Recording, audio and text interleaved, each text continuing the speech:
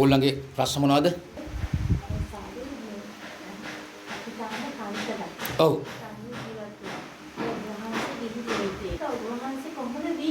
ඔව්. අපිට තාම වීඩියෝ කරගන්න බෑ. බෑ. උන්වහන්සේ ගිහි ජීවිතයේ ඉඳගෙන ගමක් හදාගෙන දරුවෙක් ඉස්සරහට කරනවා කොහොමද කියන්නේ? ඔව්. දැන් ඇත්තම දැන් මම දැන් කතා කරෙත් එක තමයි බුදු කෙනෙක් ලෝකේ බුදු වෙන්න ඉස්සලා බෝසත් පෙරුම්දම් පුරාගෙන අමුදරුව සංසාරය සංසාර කරන ලස්සන කාන්තාවක් ආදරවන්තියක් ඒ වගේම තමන්ගේ දරුවෝ පරපුරක් එක්ක પરම්පරාවක් එක්ක ආපු කෙනෙක් තමයි බෝසතාණන් වහන්සේ.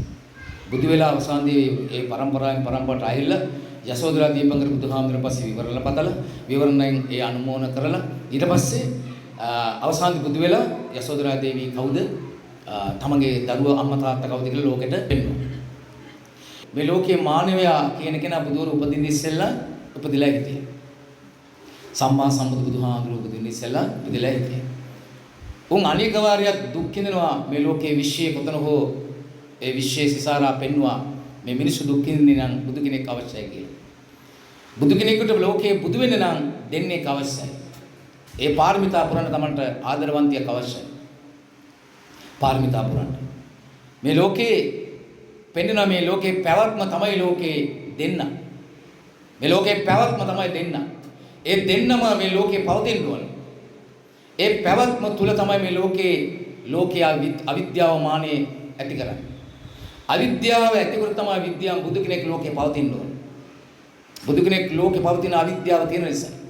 එහෙනම් දෙන්නෙක් එකතු වෙන නිසා තමයි අවිද්‍යාව පවතින. ඒ දෙන්න පෝෂණය කරන දරු සම්පත් ලෝකෙටම එකිනෙකට භවයෙන් භවයේ පෙරුම්දම් පුරාගෙන ඇවිල්ලා දරු සම්පත් ලෝකේ උපදින. ලෝකේ සත්‍ය උපදින. ඊට පස්සේ සත්‍ය උපදින පස්සේ එතන ඒ විද්‍යාමාන වුණ මේ උපදීම දුකක් කියලා බෝධිසත්වෙකුට වැටෙන්න පටන් ගත්තා. ඒ නිසා අපි පෞ ජීවිතයක් ගත කරමු. ඒ පෞ ජීවිතය තුළ සැප මොකද්ද දුක මොකද්ද කියලා හඳුනගමු. ලස්සන පෞ ජීවිතයක් ගත කරන්න නම් මොකද්ද? අවිද්‍යාව කියන දේ තුරන් කරන්නම ඕනේ. ලස්සන පෞ ජීවිතයක් ගත කරන්න කියන කිව්වා. හැබැයි පැවැත්ම නිසා ඒ අවිද්‍යාව තුළ මට ජීවත් විය යුතුයි. ඒ නිසා මම බෝසත් කාලෙම දරුවෙක් හදලා බුදු වෙන්න. බුදු වුණා පස්සේ ඒ දේ කරන්න බෑ. ඒ නිසා බෝසත් කාලෙම දරු සම්පත් හදලා ඔතන සංසාරේ පෙරුම්දම් පුරාගෙන මේ පෞ ජීවිතය ගත කරලා අලුත් ලෝකයක් හදලා ලෝකෙට පෙන්වුවා මෙන්න මගේ පැවැත්ම අවසානයි. මම සංසාරේ බෝසත් පෙරුම්දම් පුරාගෙන ඇවිල්ලා මෙන්න මගේ පැවැත්ම අවසානයි. මෙන්න මේ පැවැත්මේ එදා හිටියේ මේ යසෝදරා මෙන්න රාහුල. තවත් ඕන තරම් හිටියා අවසන් කරේ එක්කෙනා රාහුල කියලා බැම්මකින් අවසන් කරා. නිසා පෞ ජීවිතයක් ගත කරනකොට ඒ පෞ ජීවිතයේ තියෙන රස සහ මුසු මොකද්ද?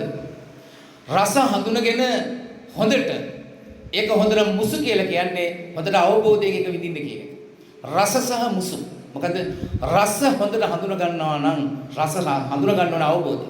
මොකද රස හඳුනගෙන අවබෝධය. අපි රස විදියට බුද්ධි විඳින කිව්වත් අපිව අමතකගෙන ළඟ ඉන්න කෙනා. රස අවබෝධයෙන් විඳොත් ඒ බෝසත්තුන්ගේ හැටි. රස සහ මුසු. ඒ කියන්නේ මොකද?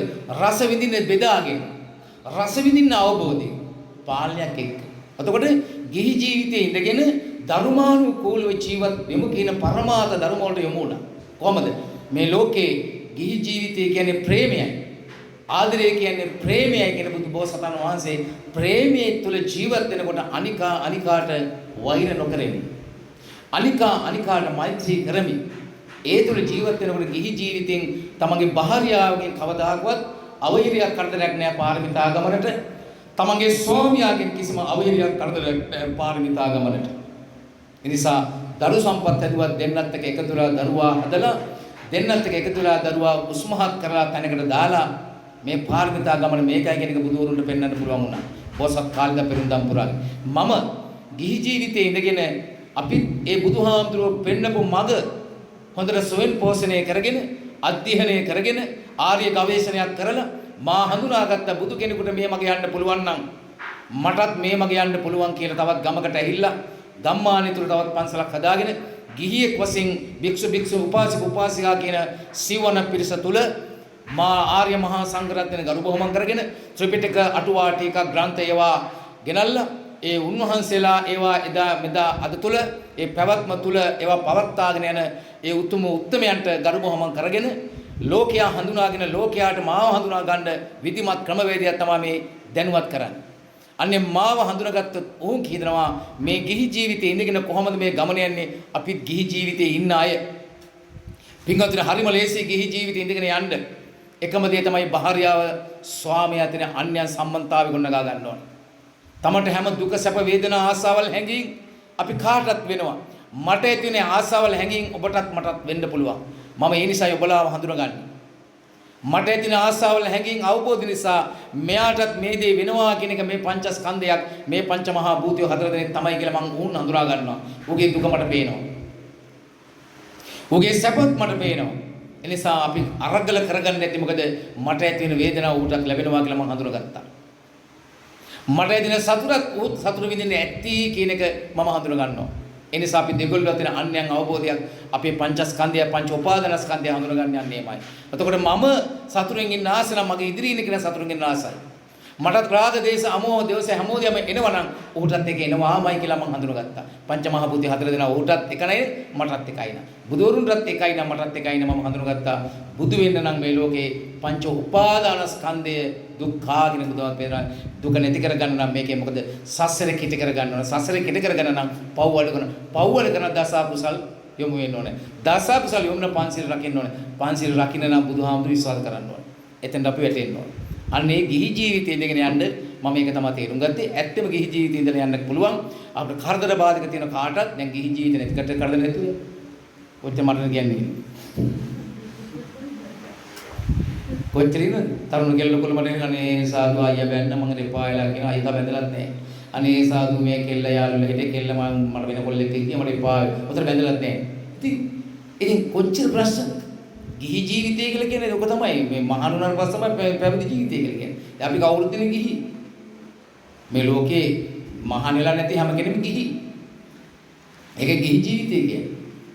බඳින්න ඕනේ ගිහි ජීවිතය කියලා. ඉතින් අපි අවබෝධ ගිවිසුමක් හඳුනාගත්ත බුදුහාමුදුරුවෝ කියන්නේ මොන වගේ කෙනෙක්ද? පොතපත කියවන්න ඕනේ, බණ අහන්න ඕනේ, ආර්ය ශ්‍රාවකයා ආශ්‍රය කරන්න ඕනේ, කලල මිතුරු ඇසුරු කරන්න ඕනේ. අන්න ඒකෙන් තමයි ඔබගේ දැනුවත් වීම හදන්නේ. මතක තියාගන්න. බණ අහන්න නැතුව භාවනාවක් කරන්න කවදාකවත් මේ ලෝකේ නිවන් දකින්න බැහැ. එහෙම කෙනෙක් කිනන මට කියන්න මම ප්‍රශ්නයක් මට ඒක. මම උත් එක කතා කරන ඕන විදිහට මම ලැහැත්තියි. මුළු ත්‍රිපිටක ගන්න ටික මෙන්නලා පෙරලනවා මම. මම එහෙම ඕන කෙනෙක් කියලා ලැහැත්තියි. බණ භාවනා කරන්න නැතුව ඇසෙන් රූපය දැකලා, කන ශබ්දය දැකලා, දීවා විඥාන රස දැකලා, මනෝ විඥාණයට සිතිවිලි දැකලා, කාය විඥාන ස්පර්ශ දැකලා සද්ද ගන්ධ රස ස්පර්ශ කියන මේවා අවබෝධ වෙච්ච කෙනෙකුට ඇරෙන්න මේ ලෝකෙ නිකන් නිවන් දකින්න බෑ ආවර වචනකින්. එහෙනම් මම මෙච්චර දඟලන්න ඕනේ. වචනේ පුළා ඕනෙක නිවන් දකින්න පුළුවන්. සාමාන්‍ය තමන්ගේ හිතට තමන්ගේ පැත්තට නමාගන්න පුළුවන් ඕනේ කෙනෙකුට. ඔයාලා ඕනෙක තමන්ගේ පැත්තට නමාගන්න පුළුවන්. තමන් හොඳට කාලා බිල සන්තෝෂයෙන් ඉන්න පුළුවන්. සල්ලි තියෙනවා නම් හැමදේම තියෙනවා නම් යාන වාහන තියෙනවා නම් ගෙවල් දොරවල් තියෙනවා නම් සතුටින් ඉන්න පුළුවන්. හැබැයි නැති විච දාකට හරි සුනාමියකට ගිහදාකට හදිසි සුළු සුළුකට භූමිකම්පාවක් මක්කේ හાર્ට් එක බීච්චලයක්. හැබැයි බුදුරුන්ගේම නෑ. ඒක තමයි ස්වභාවය. මේ බිල්ලෙම කඩාගෙන මම දනිමි. මේක ආයස ප්‍රමාණය එච්චරයි. මටත් මේ දේ වෙන්නේ මම දනිමි. ඒක තමයි ස්වභාවය. මට විච් දේ ඒක තමයි ප්‍රශ්නයක් නෑ. වෙන දෙයක් විච්චයි. ඌ අතර මම කරන්නේ ධර්මයෙන්. ඌ ධර්මයෙන් රකින්න. ඒක තමයි ඇත්ත. ඊළඟ ප්‍රශ්න අහන කෙනා අතුස්සලා කියන්නේ ජීවිතයේ ඔව් ජීවිතයේ අත්දැකීම ඔබ හොඳ ජීවිතයේ අත්දැකීම තමයි ඇත්තම කියන දැනුම. ජීවිතයේ අත්දැකීම කියන දැනුම අපි ඉගෙනගෙන පුංචි කාලේ ඉඳලම අපි එක විෂය දහරා ගන්නවා. අපි එක එකන ඒ විෂය දහරාවට අපි විද්‍යාත්මක ඉගෙන ගන්න කෙනා විද්‍යාව ඉගෙන ගන්නවා. ගණිත ඉගෙන ගන්න කෙනා ගණිත ඉගෙන ගන්නවා. එතකොට සිංහල ඉගෙන ගන්න සිංහල විෂය ඉගෙන ගන්නවා. කුෂිකාරම ඉගෙන ගන්න කුෂිකාර විෂය ඉගෙන ගන්නවා. ගොවියා ගොවිකම ඉගෙන ගන්නවා. වඩුවා වඩුකම ඉගෙන ගන්නවා.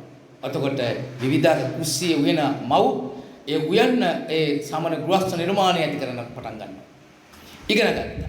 අම්මා කෙනෙකුට දීපුවාම පොලොස් ගෙඩියක් හදලා අම්මේ මේක දෙන්න කීපුවාම පොතපත බලන්නේ නැහැ. දැනුමයි අවබෝධය දෙකම උහුන් තුලවම හදාarලා තියෙනවා. පුංචි කාලේ. දැනුමයි අවබෝධය. අපි දැනුමක් ගන්නවා දැනුම අරගෙන අපි දැනුම තියාගෙන අපි වැඩ කරනවා. දැනුම අපේ ඔළුව තියෙනකන් අවිද්‍යාවයි. දැනුම අවබෝධ කරගත්ත දාකට තමයි විද්‍යාමාන වෙන්නේ. දැනුමින් ඔහු වැඩ කරනවා. දැනුමින් ඔහු කියා දෙනවා. දැනුමින් ඔහුට වඩා කෙනෙක් නෑ කියලා උද්දච්චකමක් ඇති කරගත්තොත් ඔය අවිද්‍යාවෙන් ලෝකයට පෙන්නනවා. අවබෝධ කරගත්ත මිනිස්සු කොහොමද කරන්නේ? එකින් එකට අවිද්‍යාව හඳුනගන්න කෙනෙක් ලෝකයේ මිනිස්සු හඳුනගන්නවා. තමන් හඳුනගන්නවා. තමන් හඳුනගත්තට පස්සේ තමයි ਉਹ ප්‍රඥාව දකින්න පටන් ගන්නේ. කොහොමද? ඔහු දකිනවා මගේ ජීවිතේට මෙවැනි දුකක් එන්නේ මම සංසාරේ කරපු අකුසලයක් නිසායි. මට මෙහෙම හානියක් වුණේ කරපු අකුසලයක් නිසායි. මට මෙහෙම විපතක් වුණේ අකුසල නිසායි. අපි මනුලෝ ඉපදුනේ අකුසලයක් නිසායි. මනුස්සලෝ ඉපදිනේ පිනක් තියන්න ඕනේ. හැබැයි මේ කර්මයක් නිසායි උපදුනේ කියලා ඔහුන් දකින්න පටන් ගත්තොත් පින්තුනේ ඌ ප්‍රඥා පෙදී බෙදල්නවා. හැබැයි ප්‍රඥා ලැබෙන්නේ නම් ඌ දාන සීල භාවනා කටයුතු කළ යුතුයි. ප්‍රඥා දකින්න නම් සද්ධාව ඉහළින්ම ගත යුතුයි. ප්‍රඥාව දකින්න නම් ඔහු පින්දහම් කළ යුතුයි. ප්‍රඥාව දකින්න නම් ඔහු බොරු නොකිය යුතුයි. බොරු කියන ප්‍රඥා ලැබෙන්නේ. කවදාකවත් ලැබෙන්නේ. බොරු කියන කෙනෙකුට කවදාවත් ප්‍රඥා ලැබෙන්නේ නැහැ. ඔහුට අඥානය පහළ වෙනවා. වැරදි ආකල්ප පෙන්නන කෙනෙක්, තව කෙනෙක් නොමග යන කෙනෙක්, එහෙම වැරදි බොරු වංචා සහගත දේවල් කරන කෙනෙක්, තමන්ට තමන් බොරු කරනවා නම්, තමන්ට තමන් හංගනවා නම්, තමන්ගේ ජීවිතයට තමන් හානියක් කරගන්නවා නම්, එතන ප්‍රඥාවක් කවදාකවත් වැඩෙන්නේ නැහැ. තේරුණාද? ඊළඟ ප්‍රශ්නේ කවුද? සාදු වහන්සේ කරා දෙන්න අපිට කිව්වා ජීවිතයේ එක අවස්ථාවලදී අපි හැමතිස්සෙම අපේ මතය ඉදිරිපත් කරනවා. අන්න ඒ වගේ මතමතාන්තර තියෙන නිසා සක්කාය දිට්ඨිය දකින්න බැරි කියලා. ඔව්. එතකොට සාදු මම දැක්ක දේ තමයි මම සක්කාය දිට්ඨිය අඳුරන්නේ නැහැ. මම ළඟ මත වෙනවද නැද්ද කියන එක හඳුනගන්න මට තේරෙන්නේ නැහැ සාදු. ඒ දේ හඳුනගන්නේ කොහොමද? ඒකද විග්‍රහ කරන්න. ඔව් දැන් සක්කාය කියලා අපි හැමදාම බුදු බණ පොතේ දිනගන්නේ සක්කාදිට්ඨි සූත්‍රයකුත් තියෙනවා. බුදුහාමුදුරේ දේශනා කර මානිනේ සක්කාය කියලා. ඔක අහුව එක එක්තරා බ්‍රහත්මණි. සක්කාය කියලා කියන්නේ පින්වතුනේ අපි භව පැවැත්මට. සක්කාය හැදෙන්නේ භව පැවැත්මට. සක්කාය දුරු වෙන්නේ භව නැවැත්මට. සක්කාය කියලා කියන්නේ භවයේ එන්න දික්වී පව් අකුසල් කෙරෙන්න සක්කායයි. කියන්නේ සක්කාය හැදෙන්නේ නාම රූප සංඥා සංකාර විඥාන තුලයි. ඒ කියන්නේ විඥාන තුලට සක්කාය ඇති. අපේ සිතට. කොහොමද? අපි යම්කිසි අරමුණක් ගන්නවා ඇසෙන් දැකලා රූපයක්. ඒ රූපයට ඇලුනොත් සහ ගැටුනොත් ඒකට කියනවා සක්කාය කියලා.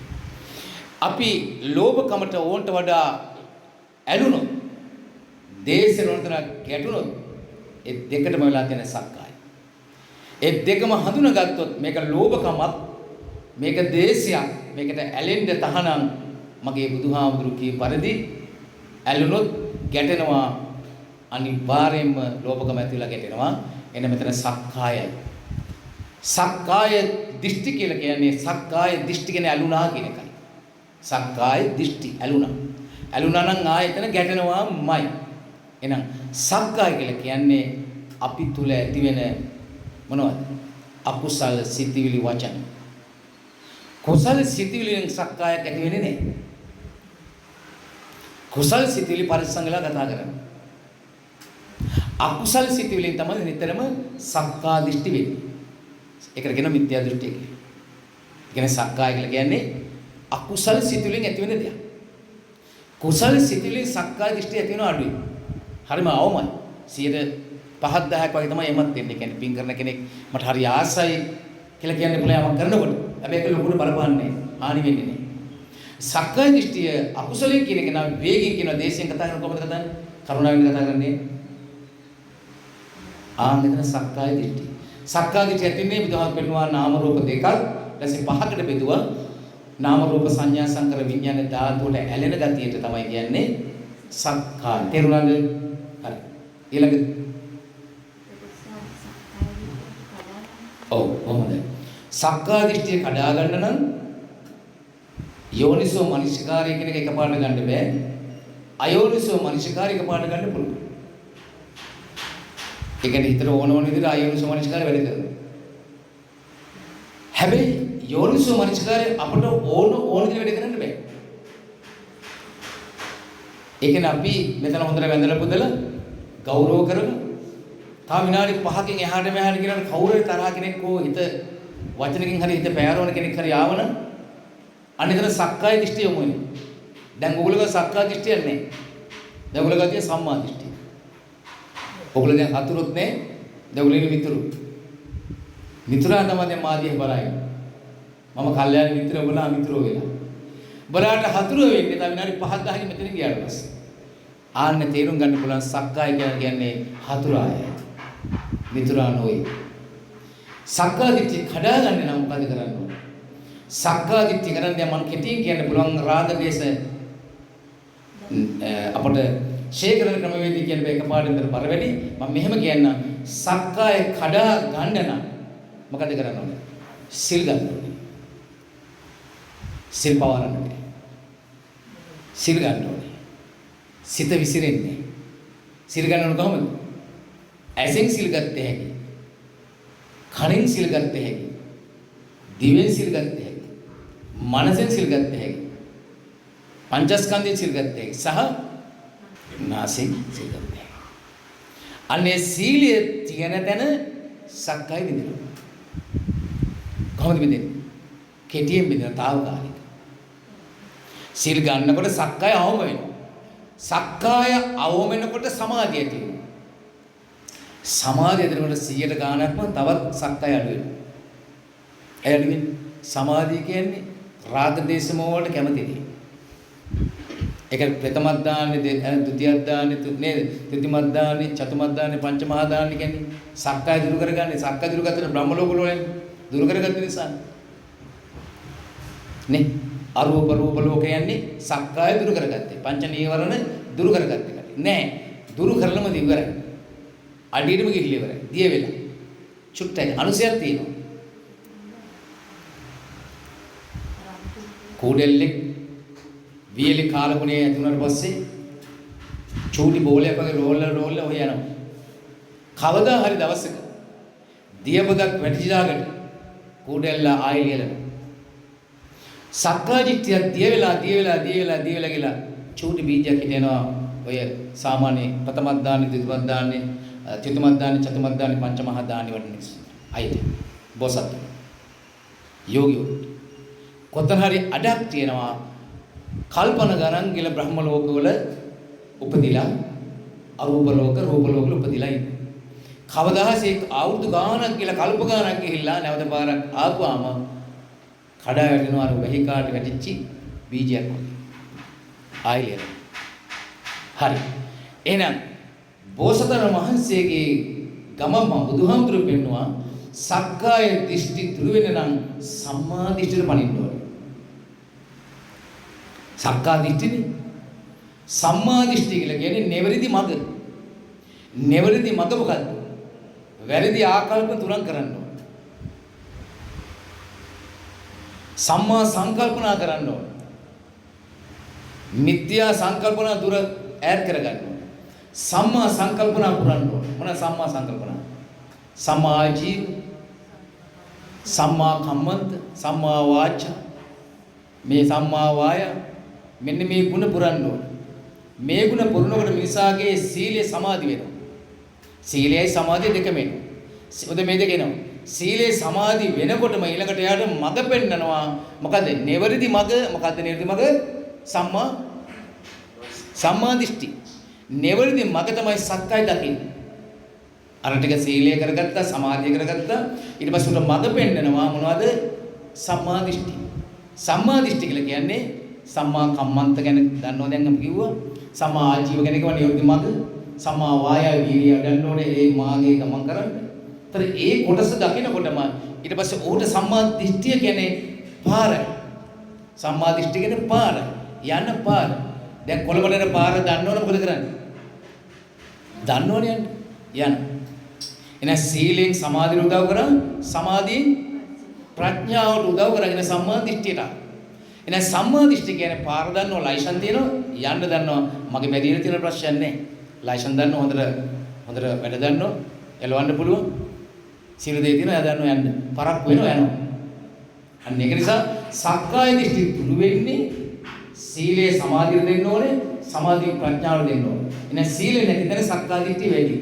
සමාධිය නැති තැන මතක තියාගන්න. සමාධිය නැත්නම් සක්කාය දිට්ඨිය වැඩි. ඔය දෙකම නැත්නම් මිත්‍යා දෘෂ්ටිය. සීලයක් නැත්නම් සමාධිය මතක තියාගන්න. සීලය සමාධිය දෙකම නැත්නම් මිත්‍යා දෘෂ්ටිය. එහෙනම් ඔබ දකින්න කණ්ණාඩියේ මිත්‍යා දෘෂ්ටියද? මම සක්කාය දිට්ඨියද? නෑ. කිසි මම එහෙම කැමති නෑ. මම සම්මා දිට්ඨිය. හැබැයි හදවතින් අහලා බලන්න ඇත්තටම ඔබ සම්මා දිට්ඨිය ලායහන්නේ. නෑ මම වැරදි. නෑ මම වැරදිද කැමති නෑ කියලා ඔහොත් එක කතා කරන්නේ. සම්මා දිට්ඨිය කියන්නේ නිවැරදි මාර්ගය. දැන් මම යන්නේ වැරදි මාර්ගය. චේතනාහම් පික්කවේ කම්ම. දැන් සක්කාය දිට්ඨිය දුර වෙන නම් සිල්වතට ගෞරව කළ යුතුයි. ඒ කියන්නේ සිත හීල කරගෙන යුතුයි. සිත සීල කරගන්න. හැමෙලේම අනුගේ කුණු කරලා උස්සනවන සිත. සිත හීලන්නේ හරිම මුරන්ගේ. හැම තැනම කුණු කරලා ඇවිදිනවා. හැබැයි සිත හීල කරගත්ත කෙනා අනුන්ගේ කුණ හොයන්නේ. කොහොම මොකද කරන්නේ? තමන්ගේ කුණු හොයනවා. තමන්ගේ කුණු අරගෙන ඉවත් කරනවා. ඊට පස්සේ සමාධිය එනවා. තමන්ගේ සමාධි කර විසයි කරනවා. ප්‍රඥාව හොයනවා. සිල් නැති මිනිස්සු සමාධි නැති මිනිස්සු අනුන්ගේ කුණු හොයනවා. සිල් තියෙන මිනිස්සු සමාධි තියෙන මිනිස්සු අනුන්ගේ කුණු හොයන්නේ නැහැ. උත් තමන්ගේ කුණු අයින් කරගන්න. දැන් තේරුණාද? හරි. ඊළඟ ප්‍රශ්නේ කවුද? සීලය සමාධිය දිගටම පවත්වන්න. ඔව්. සීලේ සමාධිය පවත්වාගෙන යනකොට සීලය කියලා කියන්නේ හිත හීලා කිරීම, සමාධිය කියන්නේ හීලා කරන සිත අවබෝධයෙන් දැකීම. එතකොට ඕගොල්ලෝ සමහරවල් කියනවා නේද? මම රාගයක් දැක්ක ඒ රාගය මට මහවදයක්. දේශයක් දැක්ක මම කැමති නෑ ඒකට. ඒ සීලේ සමාධිය තැනකට ඇහිලා තියෙනවා. හැබැයි පවත්වාගෙන යන්නේ නැති නිසා අනේ මන් දන්නේ ඒක මම දැක්ක ගියා කොහෙද මන් දන්නේ. ඔය වෙලාවෙ දෙවල. ඇයි? සීලේ සමාධිය පවත්වාගෙන යන්නේ නැති නිසා. හැබැයි පවත්වාගත්ත බණ භාවනා කරන්න කිව්ව චුට්ටක් කරන්න. අපි චුට්ටක් කරනවානේ. ඒ කරපු චුට්ට පිටබල තියෙනවා. ඒක තමයි ඔයගොල්ලෝ දකින්නවා. මට රාගයක් ආවා. මට දේශයක් ආවා. ඒකෙන් දකින්නවා. ඊටු ටික දැන් වාහනේ ගියා කොළඹට. තෙල් ගහලා නැහැ. සෙට් එකකුත් නැහැ. සෙට් වහලා. දැන් මොකද කරන්නේ? හෙට උදේ එනකම් බලා ඉන්නවා. තෙල් එනකම්. අපි සිල් එනකම් බලා ඉන්නවා. සමාධි එනකම් බලා ඉන්නවා. කරගත්ත ටික එපමණයි ඉවරයි. ආයෙ ටිකක් අරගෙන සිල් පොඩ්ඩක් අරගෙන පොඩ්ඩක් පිකප් කරගන්න ඕන කියලා තෙල් පොඩ්ඩක් අරගෙන ගහගෙන යනවා. සීලය හෝ සමාධිය ඇතිවිච්ච තැන තමයි අර මං ඉස්සලා කිව්වාගේ ප්‍රඥාව. එහෙමනම් කොහොමද? සීලය හොඳට කරගන්න නම් මොකද්ද කරන්න ඕනේ කියන්නේ? ඔයගොල්ලෝ දැන් මොනවා සීලය එකතු කරගන්න ඕනේ? සීලය ඇස් දෙකේ බණ අහන්න ඕනේ. බණ අහලා දැන් සිල්වත් උනන ඔයගොල්ලෝ. දැන් හරි. දැන් ඔයගොල්ලෝ සිල්වත්. ඇත්තම ඔයගොල්ලෝ කෙනෙක් මේ ලෝකේ සමාජේ නැහැ එතනම. හරි වාසනාවද මේ අපිට සිල්වත්. හැබැයි මේ සිල්වත්කම මොකද දැන් ඇසෙන් දකින රූපේ දැක්කොත් එතන රාගයක් වුණ සිල්වත්කමට මත් වෙයි. සිල්වත්කම බැහැර යනවා. දැන් තේරුණාද? ඔබලාට දේශයක් ඇතුණොත් ඔබලාගේ සිල්වත්කම බැහැර යනවා. සිල්වත්කම පවතින කෙනාට පවත්ත ගන්න පුළුවන් නම් නැවත්ම ළඟයි. සිල්වත්කම පවත්ත ගන්න පුළුවන් නම් සිල්වත්කම පවත්ත ගන්න ටික කාලයක් යනවා. සිල්වත්කම පවත්ත ගන්න ඕනේ. ඒක තමයි මේ ලෞකික ලෝකේ අවිද්‍යාවනේ මේක සිල්වත්කම තියෙන අවිද්‍යාවේ ලෝකේ. අවිද්‍යාව තමයි ඉන්නේ. හැබැයි සිල්වත්කම තියන්න ඕනේ. ඒක ලෞකික සම්මාදිට කියන අවිද්‍යාව. සිල්වත්කම තමයි සමාධියට පාර. සිල්වත් උනේ කෙනා මොකද කරන්නේ? ඒ සීලයට හානියක් වෙන්න කැමති නැහැ. ඒ සීලය විනාශ කරන්න කැමති නැහැ. ඒ සීලය අපද්‍රව්‍ය කරගන්න කැමති නැහැ. ඒ සීලය විනාශ කරගන්න කවදාකවත් උක මොකද කරන්නේ? ඒ සීලය ආරක්ෂා කරගෙන උත්සාහ කරන මොකද? සමාධිය වෙනවා. මොකද? බවුන් වඩනවා. මොකද? බුද්ධාන සතිය, ධම්මාන සතිය, සංඝාන සතිය. එහෙම නැත්නම් මරණ සතිය. ඇහෙන් දකින රූපය අනිච්චයි දුක්ඛයි අනාත්මයි. දිවට රසය දුනාම ලුණුමදි අරකමදි කියලා කෑ ගහලා කෑම රස නැහැ කියලා බනින්න පටන් ගත්තොත් සීලයට හානි වෙනවා.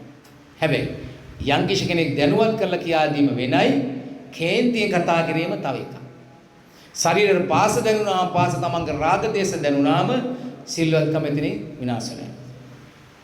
ඔන්න සීලෙ බිඳිනේ. ඒතර ඔයගොල්ලෝයි විසාගාදී දරුවෝ හැදී අහන්නේ. ඔව්. සිල්වත්කමට යාගිය එකක් තියෙනවා. ප්‍රඥාව. ප්‍රඥාව කඩන කාඩුවක්. සිල්වත්කම ලෞකිකයි. සිල්වත්කම පුතඥයි. හැබැයි සිල්වත්කම ඕනේ ප්‍රඥාවට. ප්‍රඥාව දැනගත්තේ මිනිස්සු ආයි සිල්වත්කමකුත් නැහැ, සමාධියකුත් නැහැ, ප්‍රඥාව ප්‍රබලයි. ඒක අල්ලන්න බෑ, හොලවන්න බෑ. ගහේ අරටුවක් වගේ. සිල්වත්කම කියන්නේ ගහේ ආග වගේ. වැනෙනවා. වැනෙන හදන පණින්නේ හැබැයි දැන් සිල්වත් නේ. අපොන්නේ දැන් සිල් සමාධිය වල යනවනේ. සමාධිය පොඩ්ඩක් චොට්ටක් අල්ලගෙන යන ගහේ අරටුව වගේ. ටිකක් අල්ල ගන්න. ප්‍රඥාව ගහේ මුල වගේ. හොලවන්න බෑ, මුදුන් මුල වගේ. බලයි. සිල්වත්කම සමහර විට පොඩ්ඩක් වෙනස් වෙන්න පුළුවන්. හැබැයි සිල්වත්කම රැකෙන්නේ සමාධිය. මොකද භාවනාවේ. මොන භාවනාවයි? ඇසෙන් භාවනාව, මනසෙන් භාවනාව, අනිත් විදිහ ආයතන හයින් කරන භාවනාව තමයි සමාධියත් එක්ක සිල්වත්කම ආරස්සා වෙන්නේ. හරි. ඊළඟ ප්‍රශ්න.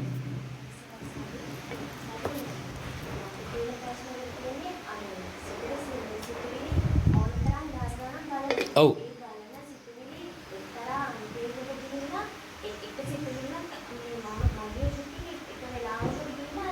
ඔව්.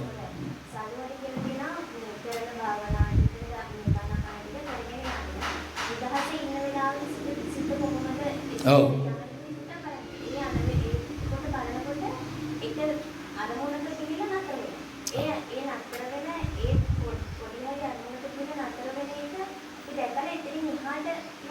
ඔව් මෙහෙමයි මම හැමදාම කියන කතාවක් තමයි අපේ දරුවන්ට හැම වෙලෙම මේ සිත ගලන එක කාටවත් වෙන දෙයක්. සිත නවතින්නේ සිත ගලන එක තමයි උපදිලා ජීවත් වෙනවා කියන එක. උපදිනවා කියලා කියන්නේ සිතක් ගලනවා. හැමදාම සිත ගලනවා. සිතේ පැවැත්ම තමයි අපේ ජීවිතේ පැවැත්ම. සිතේ නැවැත්ම තමයි අපේ ජීවිතේ නැවැත්ම. සිත නිදහස් වුණ දාගෙන ජීවිතේ නැවතිලා ඉවරයි. හැබැයි මේ ලෝකයේ සිත හැමදාම මතක තියාගන්න අපේ සිතට රාග දේශ මොහ එන හැම මොහොතක් පාසේ අපි හිතනවා මේ සිත කරන දෙයක් අපි දන්නවා සිත කරන දෙයක් බව. හැබැයි මතක තියාගන්න සිත නවත්තන්න යන්න එපා කවදාකවත්. සිතේ ස්වභාවය තමයි යයන් දේවල් පෙන්වා දීම. සිත කරන්නේ පෙන්වා දීම. මේක රාගයක්, මේක දේශයක්, අර අම්මා, අර තාත්තා, මේ ගුරුවරයා, මේ ගේ, මේ ගෙදර ගහකොළ ඇලදොල දඟල ඒක හිත පෙන්නනවා. පෙන්නලා තමන්ට මොකක් හරි මනසට ඉස්නෝයි සෛල පද්ධතියේ වගේ හැඟීමක් ආසාවක් ශරීරය ඇති වෙනකොටම රාගය කියන තැන අල්ලගන්න. කුඩෙල්ල අල්ලගත්ත පස්සේ. කුඩෙල්ල ගිහිල්ලා ගස්වල ගිහිල්ලා කොහෙද ලේ ධාතුවක් තියෙනද අල්ලගත්තේ මිරිකලා අල්ලගන්නවා. ගහේ අල්ලගන්නේ නැහැ. ඒ වගේම හැමතැනම එයා යනවා ගිහිල්ලා සිත හඳුනගන්නේ නැති නිසා එයා සිත ගිහිල්ලා උඩ රාගුගේ ස්නායු සෛල ඉන්ද්‍රියන් වලට ලස්සන කතාවක් කියනකොට ඉන්ද්‍රියන් වලට හැඟීමක් ඇති වෙනවා සෛල වලට මතකයක් ඇති වෙනවා ඉන්ද්‍රියන් වලට හැඟීමක් එනවා හැඟීම ඇති වෙනම යා රාගයේ මතකයක් තියෙන අල්ලගත්ත පස්සේ හුඩෙල් අල්ලගත්තේ අල්ලගන්න. ඇයි හේතුව? ඔහුට සිත කියන්නේ ස්වභාවයෙන් පෙන්වා දෙන දෙයක්. ඒ සිතට උදව් කරනවා කාය විඤ්ඤාතිය. ඒ මනසේ. අන්නේ කාය විඤ්ඤාතියට තියෙන ඉන්ද්‍රියන් පහ විශේෂ පහක් තියෙනවා. අන්නේ ඉන්ද්‍රියන් පහට හැංගීම් දෙන වැඩි. අන්නේ ඉන්ද්‍රියන් පාලනය කරගන්න තමයි බුදුහාමුදුරු දේශනා මළවෙනි ප්‍රථම ධාන්‍ය ද්විතීම ධාන්‍ය කියලා දහන්න පහ. ආන්නේ ධාන්‍ය වඩනකොට ඉන්ද්‍රියන් පහම දමනය වෙනවා. ධාන්‍යේ මදිකමක් නිසා තමයි අපට ඕන විදිහට සිත පාලනය කරගන්න බැරි. ඉතින් සීල සමාධි නැහැ කියන්නේ. සීල සමාධි තියෙන කෙනෙක්ට හිත කොයි ලෝකෙ දිව්වත් ඇදලා ගන්නවා අරන් තියා ගන්නවා. කොහොම ඉන්නේ? උට පුළුවන්. ਉਹ කවදාවත් ගැටෙන්නේ නැහැ. ඇදලා ගන්නවා තියා ගන්නවා. ඇදලා ගන්න උට පුළුවන්. මොකද සිත අරගෙන නැවත පාර සිත යනවා. එන සිත යනවා. පිස්සුද? මේක පෙරගෙන ආපු අකුසලයක් නෙමෙයි. මා දාගත්තේ අකුසලයක්. පෙරගෙන ආවේ කන්නම් සංසාරෙ වෙන්නේ බෑ. පෙරගෙන ආවේ කන්නේ මගේ සිතට මම දාගත්තේ. එහෙනම් මට මේක දැනෙනවා. මේක රාගයක් බව, දේශයක් බව. හැබැයි මට පාලනය කරගන්න බෑ. පාලනය වෙන්නේ නැති මොනවද? පිස්සාට පාලනය කරන්න පුළුවන්ද? ඇයි? ඉන්ද්‍රියන් පාලනය නෑ, මනස පාලනය නෑ. ආසය හැඟීම් එන්නේ නෑ. අපට ආසය හැඟීම් තියෙනවා. ඉන්ද්‍රියන් වලට අපි කෘත්‍රිම දේවල් දුන්න මිසක් අවශ්‍ය කරන දහන්නේ දුන්නේ නැහැ. මොනවද දුන්නේ නැත්තේ?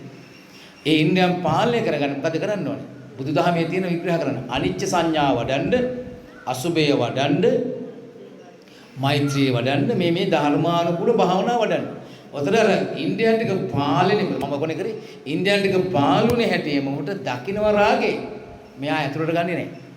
දේශේ දකින්නවා ඇතුළට ගන්නෙ නැහැ. ඇතුළට ගත්තේ මනසට යනවා අල්ල ගන්නවා දින ගණන් මෙයා අල්ලගෙන ඉන්නවා. අල්ලගෙන ඉන්න මෙයා පුච්ච තියෙනවා. හැබැයි ඉන්දියානු පාලනය කරගත්තට පස්සේ එයාට ගන්න එන්නේ නැහැ. එයා ගන්නෙ නැහැ, බාර ගන්නෙ නැහැ. ඒ ඉන්දියානු පාලනය කරනවා තියෙන්නේ. දැන් ඔයගොල්ලෝ බලන්න බඩගින්නක් හැදුනා මොකද කරන්නේ? හරි.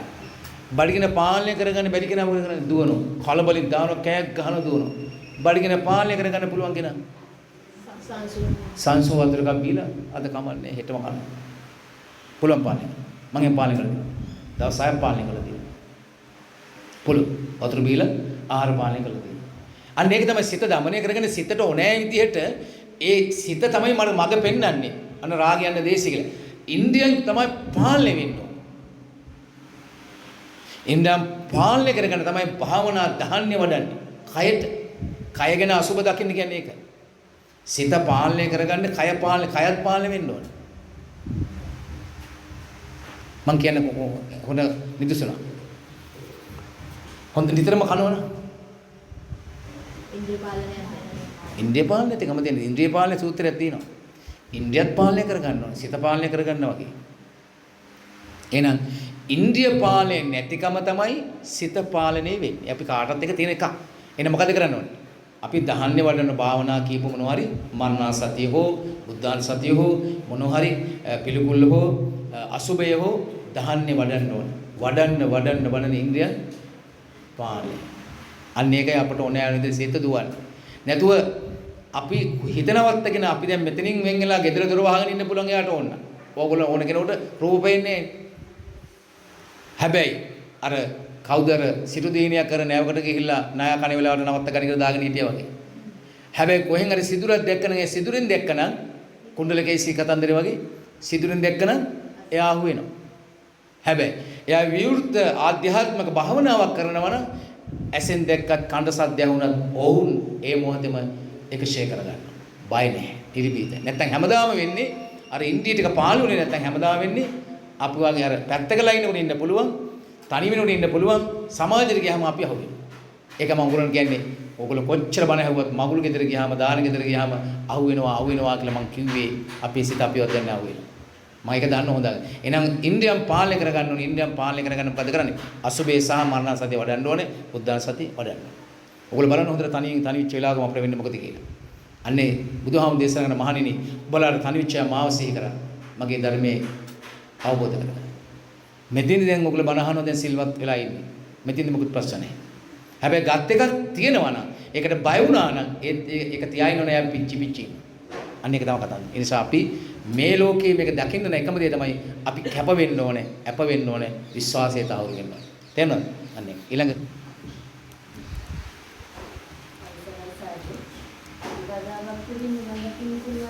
මොකද? ඔව් ප්‍රතිපදාව තමයි දැන් අපි කතා කරා කියන්නේ ප්‍රතිපත්තියක් කියලා කියන්නේ ජීවිතයේ ඇත්තම ඒක හොඳ කතාවක්. ප්‍රතිපත්තියක් තියෙන මිනිස්සුෙක් වුණා මානවයට. ඒ කියන්නේ ඇඳුම පැළඳුම, කෑම බීම නෑම යාමයේම එක ප්‍රතිපදාව. ඇත්තම කියන්නේ. ඒ වගේ තමයි යංගිෂකයකට හොඳ අත්විවරමක් තියෙනවා. ඒ අත්විවරම සූක්ෂමම ශක්තිමත්ම ඒ බේස් එක දාගන්න ඕනේ. උතර තමයි ඒකේ වටිනාකම තියෙන්නේ. ඒ නිසා යම්කිසි ප්‍රතිපත්තියක් රකිනකොට තමන්ගේ අයාල යන සිත ප්‍රතිපත්තියෙන් ආරක්ෂා වෙනවා. ඔයගොල්ලෝ කියනවා අපි මස් කන්නේ මාළු කන්නේ වැඩි කරන්නේ අපි කාමයේ සේවනය කරන්නේ කියලා මොන හරි ප්‍රතිපත්තියක් කායික වශයෙන් ඔයගොල්ලෝ ආරක්ෂා කරගෙන ඉන්නවා. හැබැයි ඒ කායික වශයෙන් රැකින ප්‍රතිපත්තිය තියෙන හන්ද මම මේක කරොත් මම අමාරු වෙනවා. හැබැයි මානසික වශයෙන් අහු වෙනවා ඒක මොකද අපිට තේරෙනවා මොකද මානසිකයෙන් අහු වෙනවා. ඇයි අහු වෙන්නේ? කය නිසා රැකෙනවා. ඇයි? ඒ කය රැකෙන ප්‍රතිපත්තිය පහ නිසා සිත යන්න බයයි. මම මේක කැඩුවොත් මම ඉවරයි. හැබැයි ඒක ලොකු දෙයක්. ඒක හඳුනා ගැනීම වැදගත්. සිත යනවා. සිත ගියාට හැබැයි කය යන්නේ. ඇයි? කයට ප්‍රතිපත්තියක් තියෙනවනේ. මම මස් කන්නේ මාළු කන්නේ බොන්නේ නෑ වැඩි කන්නේ කාම සේවනය කරන්නේ මම පතිවෘත රකින්න මම සිල්වත් රකින්නවා කියලා ඕක එක්ක අදිෂ්ඨානයක් කරනවා. ඒ නිසා කය යන්නේ නෑ නැතුව සිත ගියත් සිතත් එක්ක සටන් කරනවා. එහෙනම් එතන තියන්නේ කයට දැනෙන දේ හිතට දැනෙන්නේ. එතන තියන්නේ අපි ඉන්ද්‍රියන් පාලනය නැතිකම මනස ව්‍යාකූල බව අපිට හඳුනා දෙන්න පුළුවන්. කියන්නේ මනස ව්‍යාකූල කියලා කියන්නේ අපි කාටද තියෙනවා. මොකද මනස කලබල බව ඉන්ද්‍රියන් පාලනය කරනවා. ඉන්ද්‍රියන් පාලනය කරන්නත් අසුබේ සහ භාවනා මනසදී වඩන්න ඕනේ. එතකොට ධර්මයේ හොඳට අහන්න ඕනේ. ධර්මය අහනකොට මනසට දෙනවා කල යුතු දේ මොකක්ද කියලා. ඊළඟ කාරණා මොකක්ද තියෙන්නේ? අවසරයි සාතු අද එන්නේ දැන් බැරිම කෙනෙක් ප්‍රශ්න කීපයක් කරලා තියෙනවා. ඔව්. එයාගේ පළවෙනි ප්‍රශ්නේ තියෙන සාතු ශ්‍රද්ධාව කියන දේ යාට එනවා යනවා කියලා කියනවා ආයි නැතිලා යනවා දැනෙනවා. ඔව්. ඒක ප්‍රශ්නයක්ද මොනවද? ඔව් ඇත්තටම සද්ධාව කියන එක එනවා යන එකක් නෙමෙයි. සද්ධාව කියන එක බීජයක්. ඒ කියන්නේ සද්ධාව කියන මූල ධර්මය. සද්ධාව කියන්නේ වෙලට ඉහෙන කෙතර ඉහෙන ගොයන් කුඹුරු බීජ වී වගේ ඒකනේ අතවසම වී ටික ඉස්සා වගේ. උතර ඒ කුඹුර පවතින වී ටික නිසා. ඒ කුඹුර පවතින කොච්චර මොනවන බීජ නැත්නම් කුඹුර පවතින්නේ කුඹුරක් කියනකොට බීජ තියන්න ඕනේ. එහෙනම් සද්ධාව කියලා කියන්නේ බුද්ධ ශාසනයෙම තියන්න ඕන එක. මුළු මේ කුඹුර කෙතක් පින් කෙතක් කර මේ පරිසම්පාදයේ දේශනාවෙන් තියෙනවා. එතකොට සුපටිපන්නගතයේ තියෙන පින් කෙත බව. ඒ නිසා පින් කෙතේ බීජ තමයි සද්ධා. සද්ධාව එනවා යනවා කියන කතන්දරේ කොටස් දෙකකට අපි බෙදන්න ඕනේ. සද්ධාව විශ්වාසය කරනවා වූ බුදුන් කෙරෙහි. හැබැයි ඌ විශ්වාසය කරාට ඌට එකපාරට කොතනරි අඩමානයක් ඇති වෙනවා. බුදුන් කෙරෙහි විශ්වාසයක් ඇති වෙනවා කොතනරි තැන අඩමානයක් ඇති වෙනවා. කොතනරි තැනක අඩමානයක් ඇති කරනවා.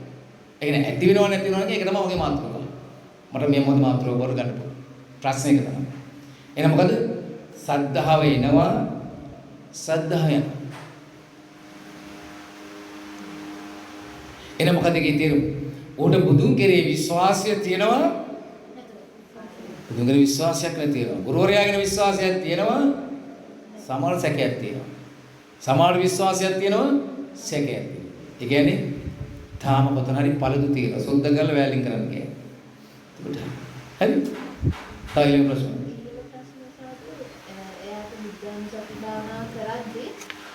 බුදුගුණ ගැන හිතද්දී සංවේදීතාවයක් වෙලා ඇදෙනවා. ඔව්. ඒක ප්‍රශ්නයක්ද? ඇත්තම සංවේදකම කියලා දුක.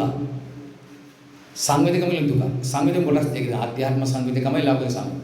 ඒ භාවනා කරද්දී Tamanට ඇනෙනවා නම් ඒ සංවේදකම ඇහිලා ඒක දුක. ඒ දුක තුනී කරන ඒක දුක දකින්න ඕනේ මේ භාවනා කරන්නේ මොකටද? මේ භාවනා කරන්නේ මොන හේතුවකටද? භාවනා කරන දුක නැති කරගන්න. කියලා ඒ දුක නැති කරගෙන භාවනා කරන දුක නැති කරගෙන නම් භාවනා කරන දුක එනවනම් ඒකමට හානියක්. ඒකත් ලෞකිකයි. ඒකත් මිත්‍යාවක් වෙනවා. ඒ භාවනා කරන දෙන්නේ එනතරම ආර්ය හරසලයි. ඒක මිත්‍යාව. තේරෙනවද? තා ප්‍රශ්න නෑ. ළමයා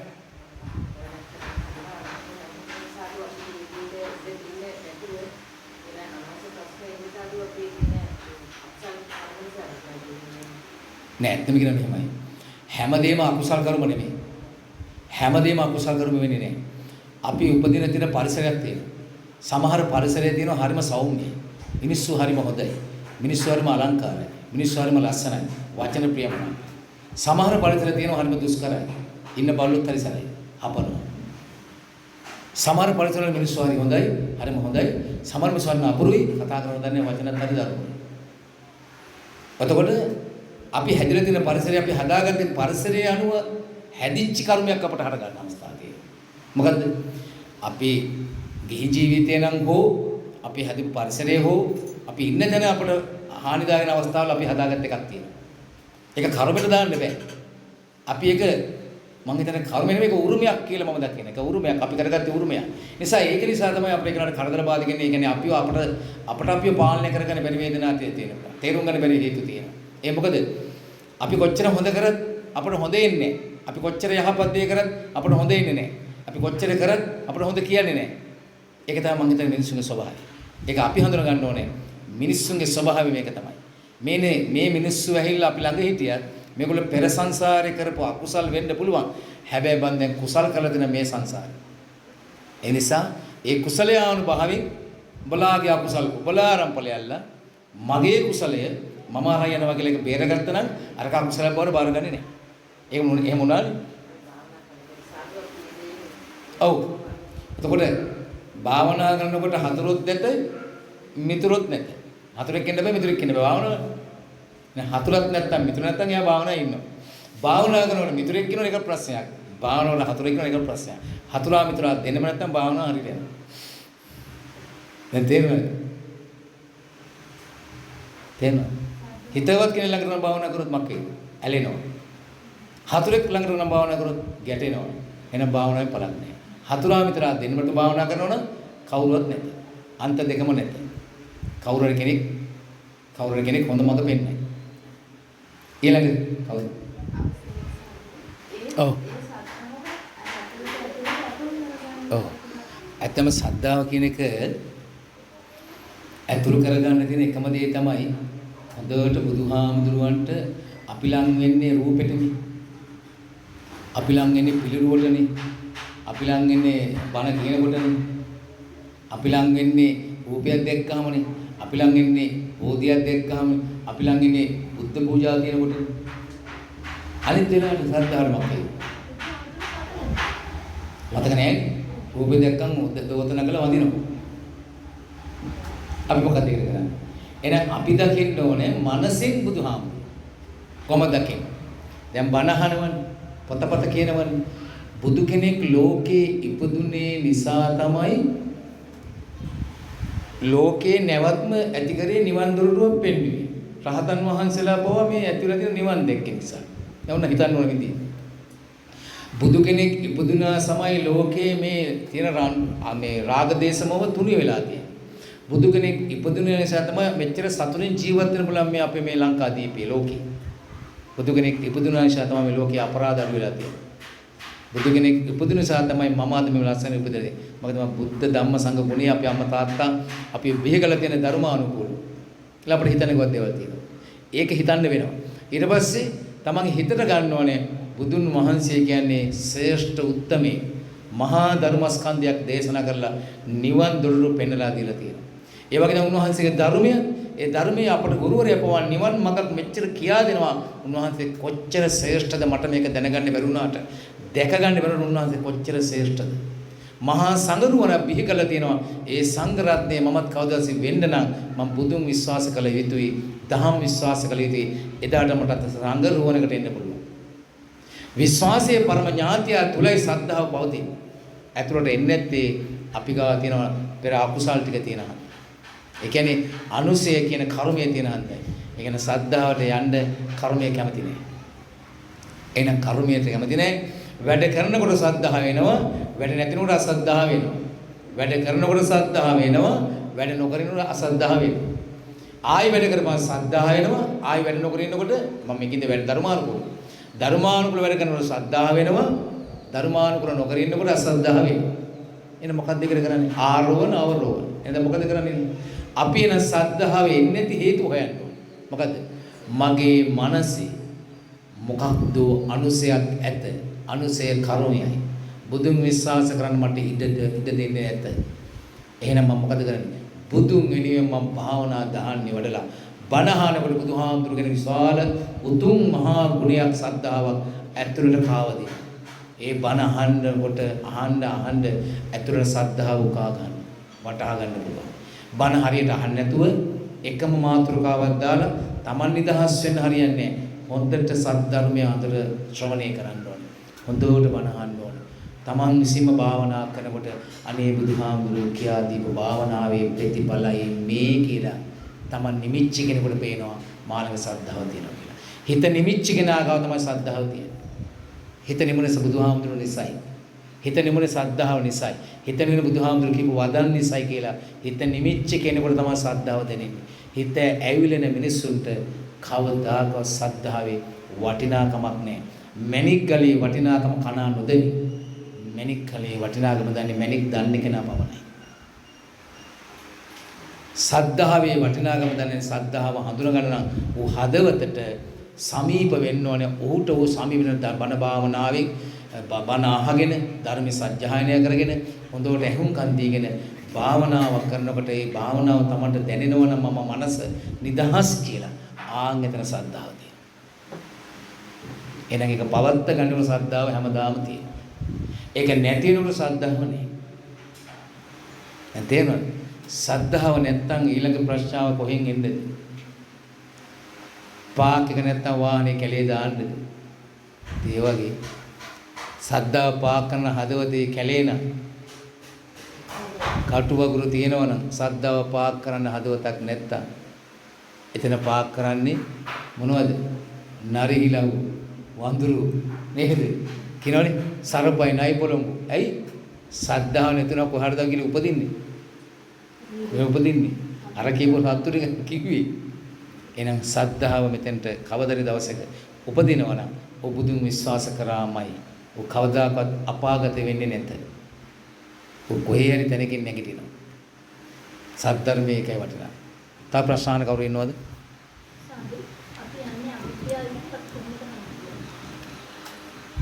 අවිද්‍යාව කියලා හඳුනගන්නේ තමන්ගේ හිතට මනසට හොඳට බණ භාවනා කරන්න මම ඔයගොල්ලෝ දීලා තියෙනවා. භාවනා කරනකොට සිත හීල කරනවා. සීල් ගන්නකොට හිත සීල කරනවා සමාධි කරනවා. අවිද්‍යාව කියලා තමන්ට දැනෙන්නේ තමන් විද්‍යාමාන අර බණ භාවනා කරපු නිසා තමයි තමන්ට අවිද්‍යාව කියලා පේන්නේ. දැන් ඔයගොල්ලන්ට පේන මට දේශයක් ආවා. එයාට බණ භාවනා කරපු ප්‍රතිඵල. මට රාගයක් ආවා. රාගයක් ආවා කියලා දැක්කේ කොහොමද? අර කරපු ගුණධර්ම. හැබැයි ඒක කන්ට්‍රෝල් කරගන්න බෑ. මොකද ඉන්ද්‍රියන් පාලනය නැති නිසා. ඉන්ද්‍රියන් පාලනය කරන්න නම් භාවනාව කාලයක්. හැබැයි මම එකක් කියලා දෙන්නම්. අපි බණ භාවනා කරන්න ඕනේ බලාපොරොත්තු රාශියක් නැතු. නිවනට මඟ තමයි බණ භාවනාව. හැබැයි ඒව කරන්න ඕනේ හිත නිදහස් කරගන්න මිසක් වෙන දෙයක් ඉල්ලලා ඉක්මන් ගමනක් ඉක්මන් බුදුන් වෙන්න හොඳ නැහැ. කලබල වෙන්න හොඳ නැහැ. හිමින් සැරේ යන ගමන මේ ගමන. පුළුවන් තරම් තමන්ගේ ජීවිතේ එදිනෙදා වැඩ කරගන්න ගම තමන්ගේ හිතට එන වදේ නිසා මොනවද කියලා හොයන්න. ඇත්තනේ ඇයි මට මේ රාගයක් තව කෙනෙක් කරා ආවේ? ඇයි මට දේශයක් මෙහෙම ආවේ? මගේ තියෙන විශ්වාසය ධර්මයේ කියන නැතිකමයි. විශ්වාසය තිබුණා නම් මම দমনය කරගන්න මේ හිත দমনය කරගන්න මම උත්සාහ කරන නැතිකමයි මට මේක වෙන්නේ. ඒක කාගේ වෙනදද කර්මයේද? නෑ තමන්ගේ කර්මය. තමන් කරගත්තේ කර්මය. දැන් අපි ධර්මයේ කියා දෙනවනම් අපි ධර්මයේ වටහා දෙනවනම් පුතේ මේ භාවනාව කරන්න මේක කරන්න කියලා අයන්න ආයෙත් කියා දෙනවනම් ඒ ටික හරියට කරනවා නම් ඒ ගුරුවරයාට කී කරු නැතිකම තමයි ඒක වෙන්නේ. බුදුහාමුදුරන්ට කී කරු වෙන්නේ. මට මේ බුදුහාමුදුරන්ට කී කරුනේ කෙනා ඒ ඉන්ද්‍රියන් පාලනය කරලා දෙනවා. බුදුහාමුදුරන් කී කරු කෙනා මනස පාලනය කරලා දෙනවා. බුදුහාමුදුරන්ට කී කරු නැත්තම් සද්ධාව නැහැ. බුදුහාමුදුරන් කී කරු නැත්තම් ඒක මොනවද? ඒ කී කරු නැහැ කියලා සද්ධාව නැහැ කියන්නේ. බුදුහාමුදුරන් කී කරු නම් විශ්වාසයි. අන්න ඒකයි. ඒ නිසා අවිද්‍යාව හඳුනා ගන්න නම් මොකක්ද වෙන්නේ? එකම දේ තමයි ශ්‍රද්ධාව තියෙනවා කියන්නේ එතන. ශ්‍රද්ධාව අවබෝධ කරගෙන තියෙනවනම් එයා පින්දහම් කරලා බණ භාවනා කරනවනම් එයාට දැනෙනවා එයාගේ හිතට මේක අවිද්‍යාව. මේක නරක දෙයක්. මම මෙතන ඇවිල්ලා ඉන්නේ. මම මෙතන ගැටිලා ඉන්නේ. කියලා බණ භාවනා කරන කෙනාට කෙලිම පේනවා. සිතට දැනෙනවා මේ අවිද්‍යාව මත රාගයක්. මේක දේශයක්. මම මේකට ගැටෙනවා. අන්න හඳුනගන්න තැන. හඳුනගන්නේ ඔහුමයි. ඔහුගේ හිතමයි. ඒ සිතම තමයි අවිද්‍යාවට යන්නේ. ඒ සිතම තමයි විද්‍යාමාන වෙන්නේ. ඒ සිතම තමා විද්‍යාව වෙන්නේ. ඒ සිතම තමා විද්‍යාමාන වෙන්නේ. ඒ කියන්නේ කොහොමද? ඒ සිත පෝෂණය කරන්න. එයාට හොඳට ආදරය කරන්න, කරුණාව දක්වන්න, මෛත්‍රී කරන්න ඕන. ඒ කරලා අපි මේ දැන් හරිය කියලා හිතන්න හොඳ නැහැ. යන්න දෙන්න ඕන. අපේ අඩුපාඩු. මොකද මේ අනුසය හොද යවන්න ඕන. අනුසය කියන්නේ ගෙනපු කර්මය. ගෙනපු අකුසල. ඒ අකුසල නිසානේ අපිට දෙන්නේ මෙලව කරගත් ඒවාක් තියෙනවා, සංසාරේ කරගෙන ආවේවත් තියෙනවා. අවිද්‍යාව කියලා හඳුනාගන්නේ කොහොමද? සම්මා දිට්ඨියෙන් විද්‍යාමාන බණ භාවනා කරනකොට ඇත්ත තමයි මගේ හිතට වේදනාවක් එනවා, රාගයක් එනවා, දේශයක් එනවා. ඇයි එහෙම එන්නේ? ඔතන ඇත්ත තමයි මට එන්නේ මම මේ විද්‍යාමාන බණ භාවනා කරන නිසා මට දැනුණා. හැබැයි මට මේක පාලනය කරගන්න බැරි ඉන්ද්‍රියන් පාලනය නැතිකම. ඉන්ද්‍රියන් පාලනය කරන ඉන්ද්‍රියන් සූත්‍රයේ තියෙන භාවනා කරන්න. මොකද භාවනාව? ඇසෙන් දැකලා දැන් උන අනිච්ච දුක්ඛ අනාත්ම දකින්න පුළුවන් එකත් එක්ක යන්නේ නැගම් පුළුවන්. වාඩිලා භාවනා කරන්න අවශ්‍ය නැහැ. කන් දෙකට සද්දයක් ආවම ආයතන 6 මම කියලා දෙනවනේ. ආයතන 6 පුළුවන් භාවනා කරන්න. එහෙම බැයි නම් වාඩිලා හෝ යන්නේකට හෝ එන පිංගුතර මතක තියාගන්න. නිවන් දකින්න ලේසියෙන් බෑනේ. නේ? ඇයි මිනිස්සු පිං කරන්න කැමති. වටපිටාව ලස්සන කරන්න කැමති. ඒකේ මිනිස්සු දෙන වාසනාව. පින. ඒකට දොස් කියන්න හොඳ නෑ. ඒක හොඳයි. ඒක හැමෝටම කරන්නත් නෑ. කැමති. අලංකාර කරන්න කැමති. ඒක වාසනාව සහ පින. ඒකට දොස් කියන්න හොඳ නෑ. එහෙම එන්න ඕනේ. හැබැයි මිනිස්සු මහන්සි වෙලා උත්සාහ කරලා මානසික සුවේ බණක් භාවනාව සිත කය වචනය ගැන තුන්දොරින් දකින්න කැමති නැත්නම් මොකද මහන්සිලා වැඩ කරන්න කැමති නෑ වටපිටාව හදන්න කැමති වචන කියන්න කැමති සාදුනාද දෙන්න කැමති ඒ දේ කරන්න කැමති සිත මහන්සි කරලා සිතට ගොඩක් වෙහෙසලා ධර්මයක් කියන්න කැමති නෑ බණ අහන්න කැමති නෑ භාවනා කැමති ඇයි ඒ සිත පුරුදු කරන්නේ සිත පුරුදු කරන්න ඕනේ අපි සිත පුරුදු කරන දවසෙන් දවසට පුරුදු කරනකොට අපිවත් දැන් අපේ ජීවිතය ආලෝකමත් වෙනවා එහෙනම් හැම දිනාටම අද මේ ධර්ම සාකච්ඡාවෙන් හැම දිනාගේ සිතුම් පැතුම් වාසනාව වේවා සංසාරේ පාරමිතාගේ පුරාගෙන ජීවිත නව ආධ්‍යාත්මික යුගයකට ආධ්‍යාත්මික සෝතැන්න ආධ්‍යාත්ම අවබෝධයකට සංසාර විමුක්ති සුවේ පතාගෙන මේ කරන උතුම් දහම් බිඳ ඔබට හේතු වාසනා ලැබේවා කියලා මහදෝති ආශිර්වාද කරනවා හැම දිනාට තෙරුවන් සරණයි